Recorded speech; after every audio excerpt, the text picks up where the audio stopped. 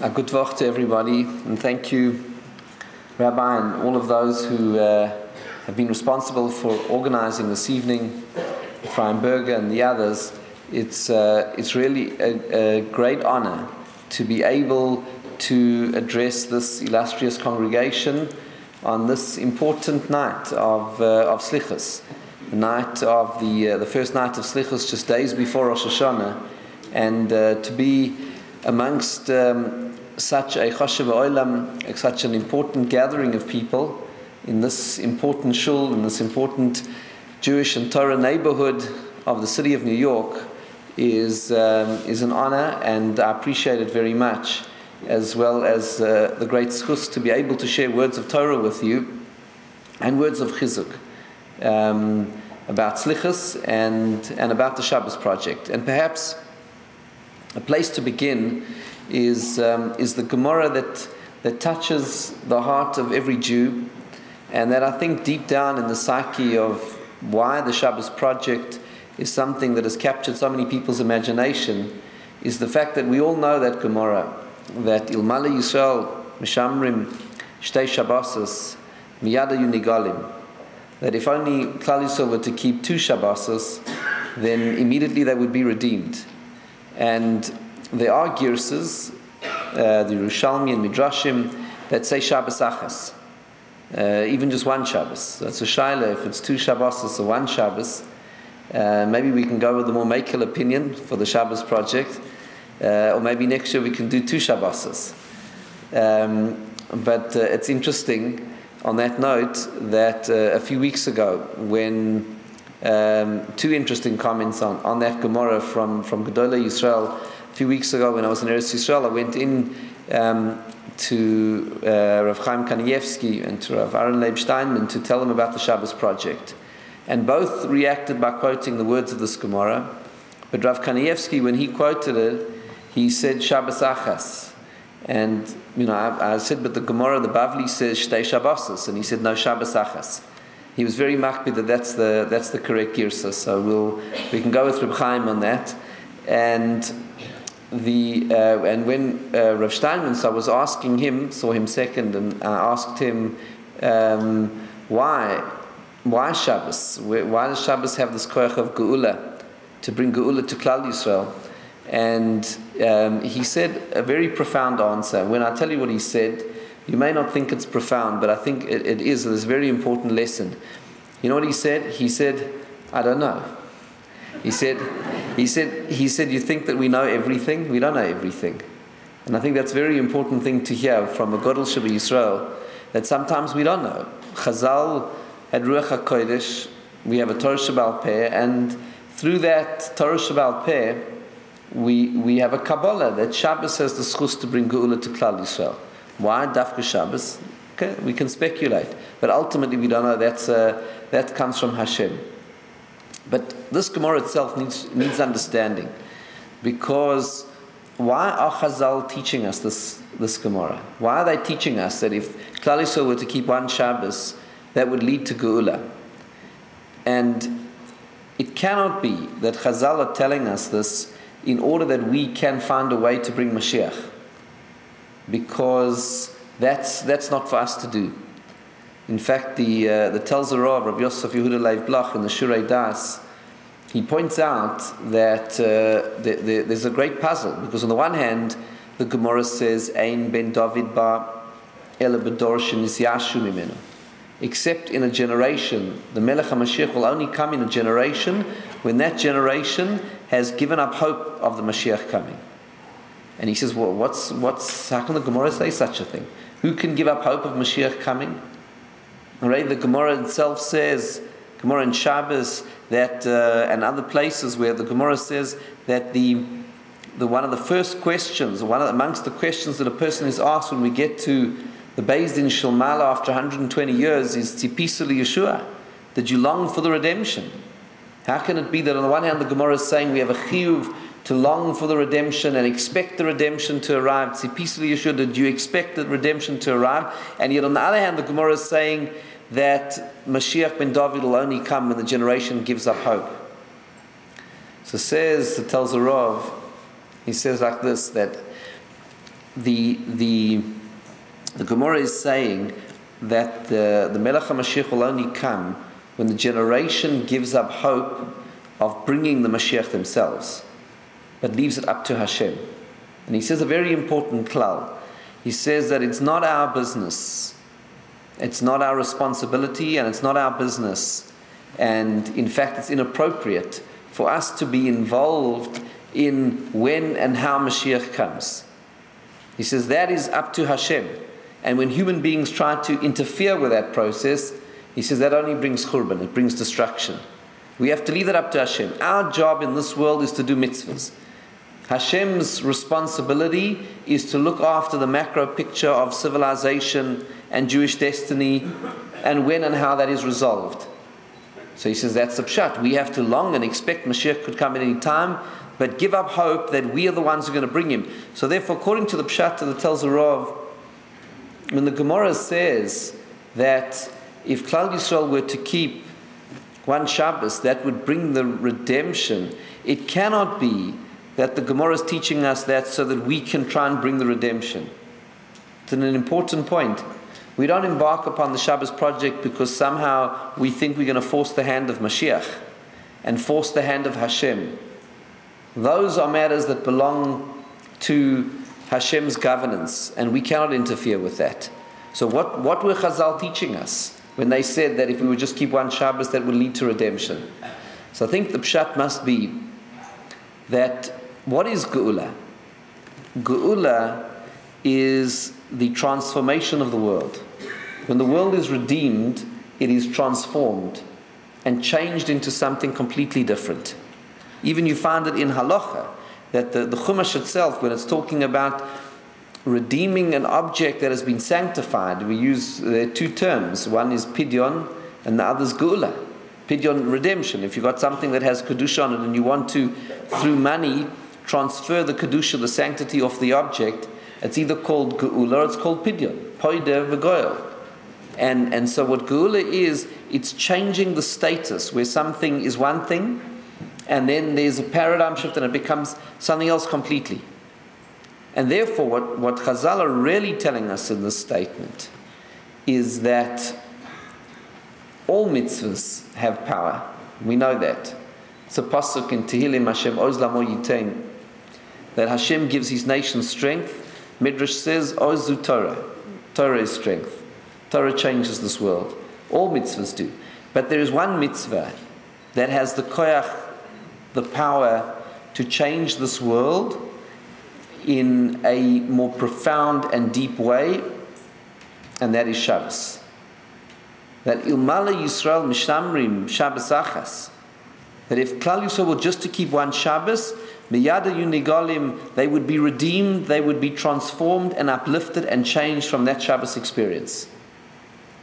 That Shabbos has within it the koyach to completely transform a person, both on a personal level and then for Am Yisrael on a klal level. And that's really what the Shabbos Project is about. It's about the power of Shabbos to transform Klal Yisrael. And that applies on every level. The power to transform Klal Yisrael is the power of creativity. And this is an interesting thing because Shabbos itself is a mitzvah which is intertwined with the concept of creating the world. The Orach Chaim HaKadosh says an amazing idea on the pasuk that says, Ki sheishis yamim asa Hashem es hashamayim ve'es haaretz. 6 days God created heaven and earth. Says the Orach Chaim, it shouldn't say sheishis yamim, it should say b'sheishis yamim, because in 6 days God created the world. So he says literally the pasuk means that God created the world to exist for 6 days. And says the Orach Chaim, every 6 days the world ceases. The shelf life of the world is 6 days, and then it expires. And what happens on the 7th day? Comes Shabbos vayinafash. It's refreshed. So he says that the whole world is recreated on Shabbos. It stops and then is recreated. There's koyach habriya. There is a koyach of creativity that comes into the world in Shabbos, which is paradoxical because it was the one day of the week that Hashem didn't create, but actually what the Or HaChaim says is, it is the day that sustains all of the rest of creation. Ki sheishes yomim asa Hashem es hashamayim ve'es haaretz. He made it to last for 6 days, and then He gave us Shabbos v'yinafash, and that refreshes. So that means that according to the Or HaChaim, we are living in a world that is not just 5,774, almost 75 years old. We're living in a world that is, well, tonight it's just a few hours old. And it's never more than 6 days old. It's a fresh, brand new world. And it is refreshed and recreated on Shabbos. Because Shabbos is the power of Bria, of creativity. And the whole world is recreated. And Shabbos, and it's the koach of Geula, which is the same as the koach of Bria. Geula is transformation. Bria is creation. Shabbos can recreate who we are, and it can recreate who Am Yisrael is. And that is indeed what the Shabbos Project is about. It's about recreating ourselves using the koach of Shabbos to do so. Because Shabbos is the gateway mitzvah into Yiddishkeit. It's the way in. In a certain sense, there is no other way in. That's part of what Chazal is saying. It's the Geula. It's the way that a Jew becomes transformed and becomes a new Bria, a new entity and a new creation is through Shabbos. We know that al pi halacha, there's a Mechalel Shabbos b'farhesia, that's a different category of person in halacha. A Shomer Shabbos b'farhesia is a different category. There's a Bria, there's a new creation that comes into the world, and that applies to each and every single Jew. It applies to those who are Shomer Shabbos already, those of us who have the privilege, Ashreinu Matov Chelkeinu, to be Shomer Shabbos. We can be transformed by our Shabbos, and if we're not transformed on a weekly basis, then that's also part of our avodah. It's not only that a Shabbos project is for Jews out there who don't yet keep Shabbos. It's even for Shomer Shabbos people, and not only in terms of the Kiruv dimension, but also in terms of Kiruv Kroivim ourselves. What Ruchnius is there in our own Shabbosim.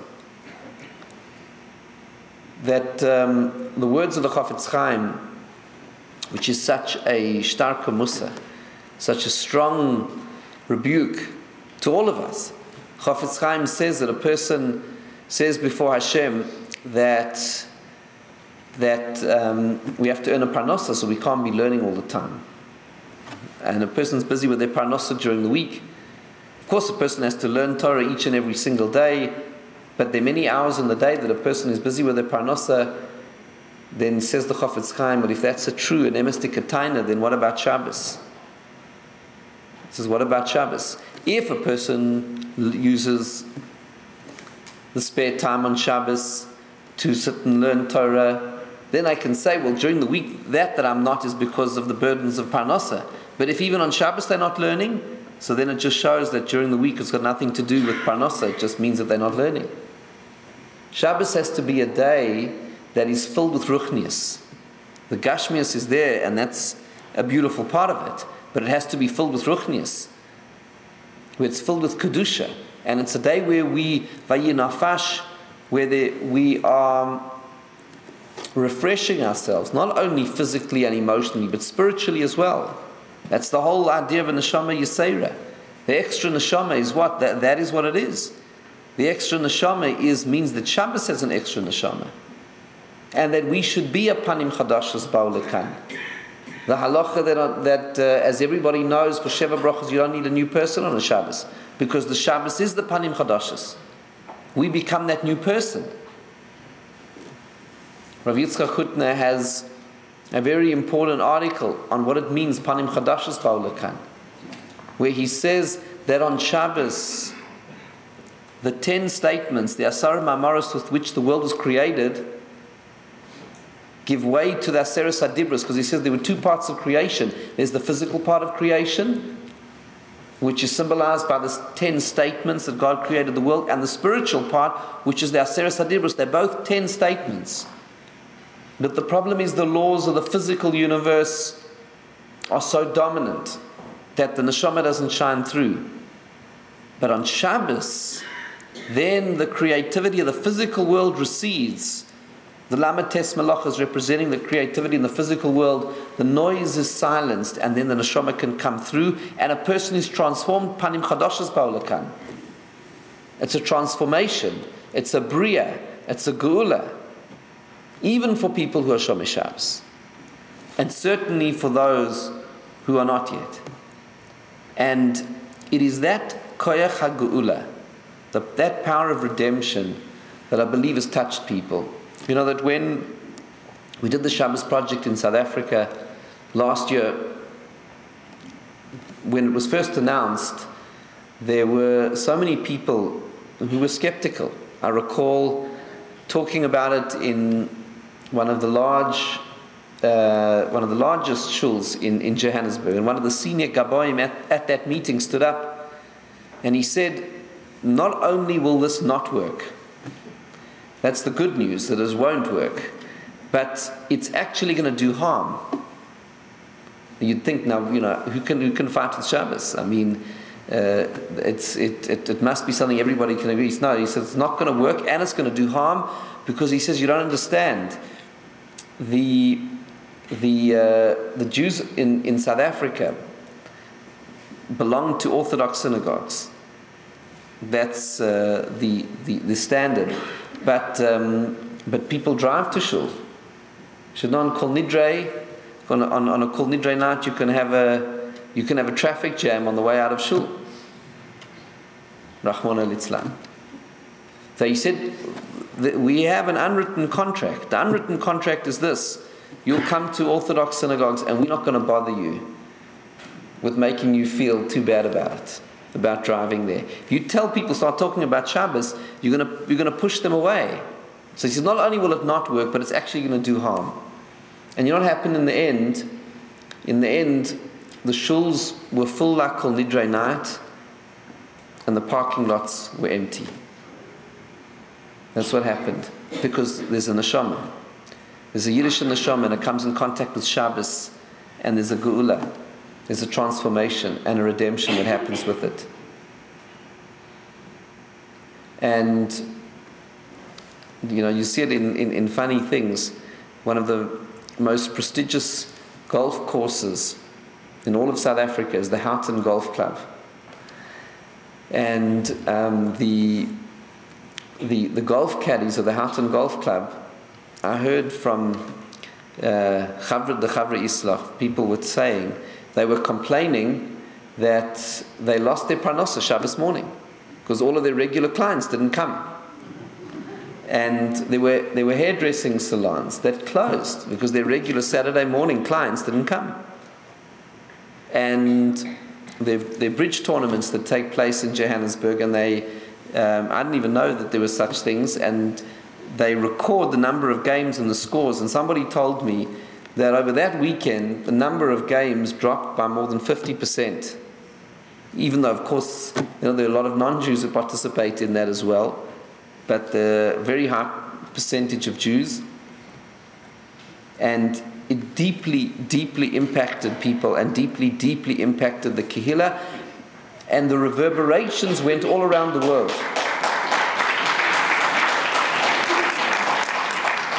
The reverberations went all around the world. So you see the koach of Shabbos as a power of geula to change Klal Yisrael. I mean, this Shabbos project has taken on an energy that is me'ala teva. It's not part of the normal course of events. People are very kindly giving praise for it, but actually this has an energy of its own. You know, often, and anyone who's been involved in Kehillah life will know this, when you come up with a new program, it's hard work, it's a slog. You have to persuade people and beg them and cajole, but not the Shabbos Project. It's been a lot of hard work, but there is a natural energy where people come running for it in every part of the globe, and that's why, as you heard, we've got partner groups in more than 340 cities around the world. Some of them are just very small groups, not doing much. But others, they're strong groups. There are strong groups in Melbourne and Sydney. There are strong groups in Panama City, in Mexico City, in Buenos Aires, in Sao Paulo, in Rio, and across the United States. Almost 100 cities across the United States, including Mountain Back, Alabama, Bensalem, Pennsylvania, Portland, Oregon, and even Queens in New York.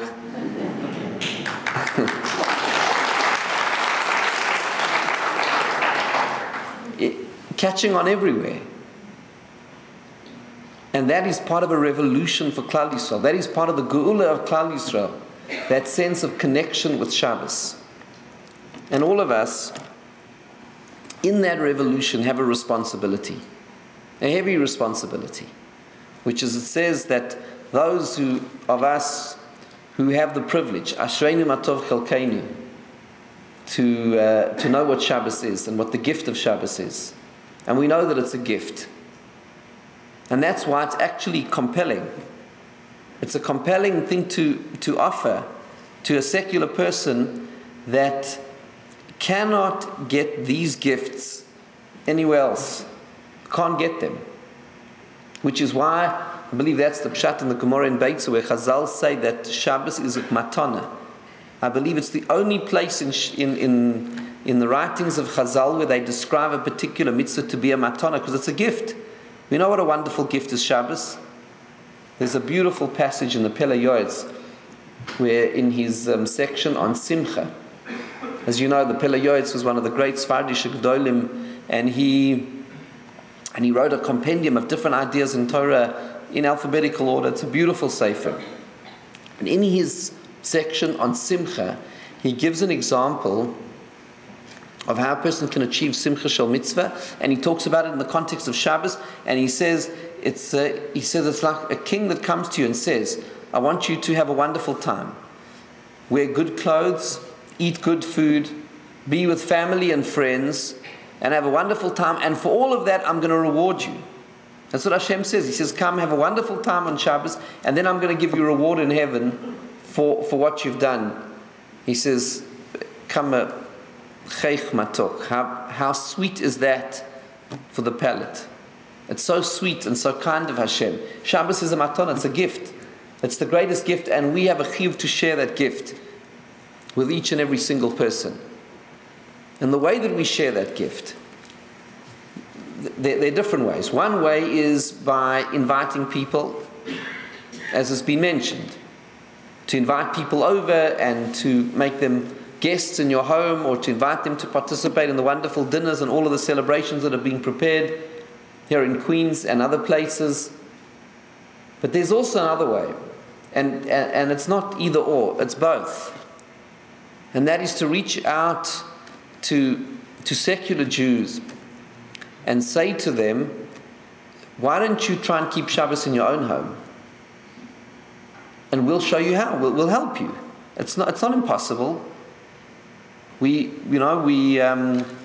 produced a guidebook to explain to people how to keep Shabbos who've never kept a Shabbos in their life before, in a simple and easy and user-friendly way. We have a toolkit to explain to people how to say Kiddush and Havdalah and Shalom Aleichem, and how to have a true spirit of Shabbos at the table, including Divrei Torah. And these things can be shared with others, and say to them, encourage them to also keep a Shabbos in their own home. Because, if they keep one Shabbos in their own home, they've done it once. It means they can do it again. It was an interesting thing in South Africa. The experience was we had a lot of people who signed up to be hosts, and there weren't so many people who wanted to be hosted. They actually wanted to try and do it in their own homes. And I think there's room for both. Invite people over, because there's some people who will feel too intimidated, and also maybe they won't have the right experience at home. And if they're with you and they really experience the joy of Shabbos, it'll be wonderful. But also encourage people to make Shabbos in their own home as well. Because if they've done it once, they'll be able to do it again. So many people in South Africa, we're hearing stories all the time. We have some people who've been keeping Shabbos once a month since last year's Shabbos Project. We have some people who've been keeping Shabbos every single Shabbos since last year's Shabbos Project.